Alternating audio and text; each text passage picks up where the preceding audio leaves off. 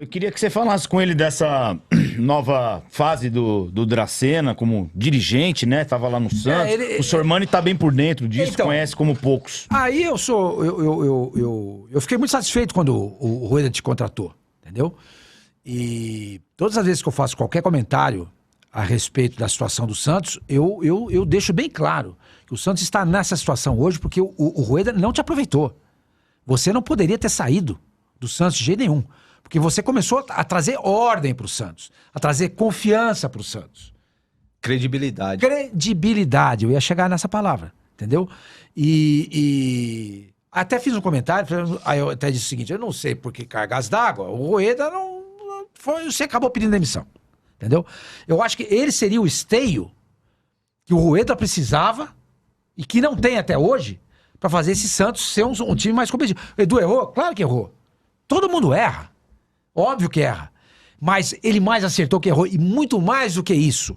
Ele estava dando credibilidade. Os jogadores olhavam pra ele. Pô, é o Edu, caramba. Ele mesmo contou aqui agora. Hoje os caras olham pro Rueda. O que o jogador fala? O que o Rueda conhece de futebol? Nada. Nada. Beco, eu tenho de futebol mais tempo do que o Edu. Mas a experiência dele é muito maior que a minha. Imagina eu entrar lá no vestiário hoje de um time de futebol pra ser um executivo de futebol. Os caras vão olhar pra mim e vão dar risada, pô. Vão dar risada, vão respeitar meu cabelo branco, nada. Agora, olham pra ele. O ano passado o Santos não caiu, pra mim, por sua causa. Eu já disse isso várias vezes, não tô dizendo porque você tá na minha frente, não. E outra coisa, ele disciplinou o Santos. Disciplinou o Santos. Então, aquele entre e sai de empresários... Não era assim. Outra coisa que ele fez muito importante, só vai subir se tiver contrato assinado. E o Rueda tá dizendo exatamente tudo que você falava, agora ele tá falando, parece que é ele que tá fazendo isso. É. Só que você fez isso com o Marcos Leonardo, não foi? Pô, tanto é que quando eu chego, já tava como perdido o Marcos Leonardo. Ah, sabia disso? Já não tava como perdido, já não ia renovar, porque já tava há quanto tempo você tentando pegou renovar. E deixou, não? Olha só, o bom de tudo é que foi que eu dei uma entrevista falando assim, ninguém vai mais usar o Santos. Não é o Edu, ninguém vai. Enquanto eu estiver aqui, a gente não vai, porque já passaram vários jogadores, não vou discutir se tá certo ou tá errado. O que eu vejo, eu entendo como futebol, é que eu também não posso deixar chegar a esse ponto também, Fábio. No último ano de contrato, tentar renovar o contrato do jogador. Tá errado também o dirigente que fez isso. Você entendeu? Então, o que a gente fez? Foi, não. Aí, só que depois, a gente começou a conversar com o empresário, começou a conversar com o pai, porque o pai já não acreditava no Santos, porque fizeram várias promessas e não foram cumpridas nenhuma. Entendeu? E nós ali, ligando, conversando, não, mudou, são outras pessoas, outra mentalidade, eu tô aqui, eu tô dando a minha palavra, entendeu? A gente vai fazer aqui. E aí fomos ter o trabalhinho de formiguinha. E aí ele chegou num ponto que, o empresário dele falou, vamos fazer, olha aí se ele sai do Santos. Ó, hoje quanto ele vale pro Santos, cara. Olha, aí o Ângelo, ele tinha mais 2 anos de contrato, vem cá. Porque não pode assinar contrato de 5 anos, porque ele é menor de 18. Ele só podia fazer de 3. Então, o que a gente estipulou? A cada ano, até chegar o 18 anos, cada ano que ele vencia, renovava mais 3. Então, sempre você tinha 3 anos. Igual agora, acabou 1 ano. Mas ele vai fazer 18 agora em dezembro. Agora ele pode fazer um contrato de 5 anos. Mas ele ainda tem 2 anos ainda. Tem que chamar agora, tem que estender mais 5 anos, entendeu? Só que antigamente... Não podia. Os caras não podiam, os caras não faziam. Não faziam. Entendeu? E aí que foi? A gente foi mudando essa mentalidade.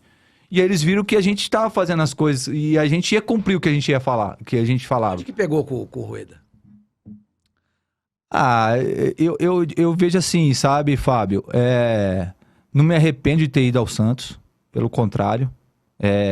Quando eu recebi o convite do Santos, fiquei muito feliz realmente de voltar ao Santos, né? Mas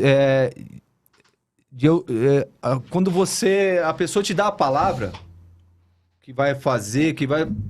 você... Isso que você ia ter carta branca, você não teve, né? Eu tive. A verdade é que eu fui o para-brisa ali pra eles, entendeu? Eu acho que o que estraga o Santos é a gestão do Santos. É a maneira como o Santos é gerido. Agora fizeram modificação de estatuto, agora o presidente passa a ter o voto final, apesar de o conselho gestor opinar, dizer, olha, o Edu vai ser contratado. Aí o presidente fala assim, não quero. Ou o Edu não vai ser. Ele fala, não, eu quero. Entendeu? Aí, ele podia ter isso.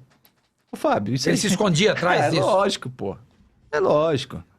Ele já fazia o jogo de dois lados, entendeu? Até porque ele que nomeava os caras do CG. Né? Ô, Fábio, é isso que eu falo. Então, quando você recebe uma ligação, porque ele tava precisando de mim. O Reda tava precisando de mim, o Santos tava precisando de mim ali. Porque ele só veio atrás porque tava naquela situação. Tava com a corda no pescoço. Ia cair. Entendeu? Se o Santos estivesse legal, você acha que ele ia me ligar pra voltar? Não ia. Então ele falou, quem que pode fazer isso? Eles viram em mim que eu podia e foi realmente o que aconteceu. Você entendeu? Com toda a humildade. Eu não jogo, não jogava, né? Mas só que o que eu passei de confiança para aqueles jogadores e para as pessoas que estavam em volta, porra, deu uma reviravolta. Em 11 jogos que eu tive ano passado, ganhamos 6, empatamos 3 e perdemos 2. E eles, quando eu chego lá, já estavam estando como já, pô, já vamos cair. Pô, não, caramba.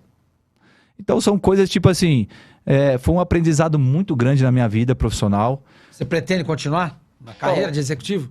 Hoje, até dezembro, a minha prioridade é a minha família. Não sei o dia de amanhã, entendeu? O que eu vou fazer. É claro que eu quero dar no meio do futebol, mas também não vou sacrificar minha família mais. Se é uma coisa, vai ser uma coisa boa pra mim, boa pra minha família, beleza. Se não, mas vou seguir a minha possível vida. Trabalhar no futebol sem sacrificar a família, Edu? Eu falo a questão de sacrificar a família, de repente, de mudança drástica, sabe? Por exemplo, meus filhos estão tudo na escola, tudo adaptado. Você levou todo mundo pra Santos, Levei pra Santos. E aqui do lado. E amanhã todo mundo ir pra Ucrânia, tipo isso, né? Entendeu? E aqui do lado. A Ucrânia, eu usei um exemplo ruim. E eles se sentiram um pouco. Sabe? E os 8 meses que eu passei ali, cara, eu acordava 4, 5 horas da manhã, Fábio, e não dormia mais, cara.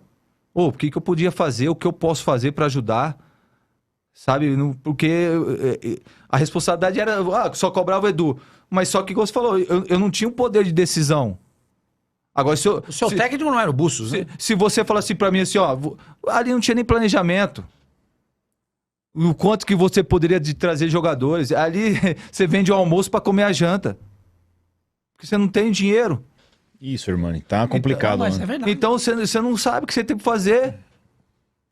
Aí você chegava lá para conversar com o presidente, ele abriu o computador dele e ficava chorando. O tanto que eu tenho que pagar. Tal. Mas e aí? O futebol não para, mano. Você é a favor do Santos virar SAF? Eu sou. Vou fazer essa pergunta. Eu sou. Então vai lá, senhor Mano. Você que tá... Não. Eu sou a favor. Muito a favor.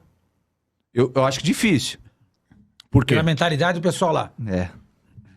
Santos é uma cidade muito complicada em relação ao Santos Futebol Clube. Não a cidade de Santos, entendeu? Aquele mundinho ali em torno do Santos. Ixi, os caras vivem de 3 em 3 anos, meu. É eleição ali, pra pegar um cargo aqui, outro ali. É difícil. Imagina você virar SAF, que aqui não vai acabar. Porque vai acabar aquilo lá. A SAF você vai ser profissional. O futebol, se hoje se você não for profissional, esquece. Você acha que todo clube em algum momento vai acabar entrando nesse modelo? Não sei, todos. Acredito que a maioria. Por exemplo, assim, é difícil hoje um Flamengo virar SAF. Palmeiras virar SAF. O Flamengo não vai ficar 20 anos nesse jeito que tá. Mas eu acho que se não tá aparecendo nenhum maluco lá, o Flamengo fica. Palmeiras. Palmeiras e Corinthians, difícil. Esses 3 pra mim, não precisam virar SAF. Eu tenho a mesma opinião do Miller. E o São Paulo? O São Paulo... Eu acho que tem que virar, eu acho, porque... O São Paulo já tá naquela opinião, linha tênue entre, não sei, entendeu? O São Paulo... Pela dívida que tem, entendeu? Então você acaba pesando ali, pô, a hora a conta vem. E aí você não ter o dinheiro pra pagar, pra investir, é difícil. Pô, o Rogério fala isso toda hora depois do jogo, pô. Puta, mas eu acho que o Rogério não devia falar essas coisas nas coletivas depois do jogo, bicho. Tá vendo? Eu acho que, tipo, tem coisa interna. Você externar isso, Aí acaba que fica aquela desculpinha, né? Você, pô... Então, muitas das vezes as pessoas vêm falar assim, então por que ele tá lá? Então não sai. Falar uma porra dessa na coletiva depois do jogo, não é pra... Às vezes quer desviar o foco, entendeu? Você se vê mais como dirigente do que como treinador. Hoje eu... Treinador, né? Eu não posso falar que dessa água eu não beberei, mas é muito difícil virar treinador. Muito difícil, é muito. Aí você não tem vida realmente. Aí acabou. Aí é cada... Você faz um trabalho... As coisas não acontecem da maneira como você imagina, porque você está lidando com o ser humano, às vezes as peças não se encaixam. Às vezes você pensa que você vai contratar igual pois, você vai contratar um jogador, você acha que você vai estar trazendo um cara que vai dar, você está pensando que vai dar errado? Não, eu acho que vai dar certo, mas pode ser que não dê certo. Porque o Ricardo Goulart foi um exemplo disso, né? Olha só, o Ricardo foi muito importante, sabe, Fábio? Muitas das vezes as pessoas falam assim, mas só que ele também trouxe uma credibilidade muito grande ao Santos, porque quando ele vem ao Santos... Ô, Fábio... Chega o Ricardo Goulart, né? Quantas vezes eu liguei para vários empresários, para trazer o jogador, os caras falavam, não, no Santos eu não vou levar. O Santos não paga. Mas agora o Rueda tá pagando, não preferia levar para um time da Série B do que ele trazer pro Santos. Jura? Muitos. Você tem algum exemplo assim para dar? É difícil eu falar aqui, porque senão você... Vai ter que dar nome, né? Senão... Porque aí foi assim... Então aconteceu isso. Aí você pediu um jogador pro Santos, o cara levar ele pra um time da Série B e não levar pro Santos. Isso é complicado, aí, hein, quando você traz um Ricardo Goulart, tudo bem, não é um Ricardo Goulart que é do Cruzeiro, sim, mas, o Ricardo Goulart tem nome. Um cara puta profissional, um cara que ajudou... Porque às vezes a gente só vê ali o jogo. O que eu falei na hora que eu contratei o Ricardo, eu tô trazendo ele pelo pacote, Ricardo Goulart. É claro que eu quero que ele entre em campo e renda tudo. E faça gol, dá passe, como a gente sempre imagina e viu ele fazer. Mas o pacote, o cara profissional, o cara era o primeiro a chegar, é um cara que tratava os moleques bem, era exemplo. Entendeu? Então era o pacote. Não deu certo. O jogador fala, o Ricardo tá lá, deve ser coisa boa. E aí vem o Ricardo. Aí peraí, estão trazendo o Ricardo, então vamos trazer, de repente, mudou realmente o pensamento dos caras lá, a credibilidade, entendeu? Então a gente começou a trabalhar, o trabalho de formiguinha, e foi. É claro que você falou, entre acertos e erros, eu acredito que a gente acertou muito mais do que a gente errou. E sem dinheiro, hein? O Dracena, você vê que ele tá pronto pra... Porque você pega assim, Fábio, vamos fazer um planejamento. Quando a gente chegou ano passado, eles falaram assim, a gente viu o planejamento, eles diminuíram 30% do ano passado, de 2021. Já não era grande coisa. Que não era, você imagine. Para 2022. Falei, não dá. Aí, para você contratar um jogador, mas até quanto que a gente pode? Não, sabe aquela coisa, Fábio, eu acerto com você, 10. Aí eu tenho que passar pro presidente, passar pro grupo de gestão, e não, tem que ser por 5. Aí eu ligo de novo pro seu, Fábio, 10 não dá. Negocio pra você pra chegar pra caramba pra 10. Não, 5 dá. Aí quando chega no 5, não, 3. Aí não. Aí você fala, você fica naquela... Então, aí você fala assim, você tem que falar assim, nosso planejamento é o seguinte, o Edu, você tem, um exemplo, 1 milhão pra contratar jogadores. Não importa você por mês, o salário. Não importa se vai pegar 2 de 500 ou 3 de 300 ou 4 de 250, você se vira. Só que no final eu vou te cobrar. Só que a gente não tinha isso. Então você não sabia o que você podia fazer. Então a gente vivia dia a dia. Dia a dia. E aí as coisas não aconteciam. Aí o campo no resultado. Você ficou magoado quando saiu do Santos? Muito magoado? Não fiquei magoado. Voltaria a trabalhar no Santos? Cara, eu falei, eu tenho uma gratidão muito grande pelo Santos. Eu só não trabalho com essas pessoas que estão lá. Tá. Só com quando é a eleição lá, Surmani? No ano que vem. Final do ano que vem.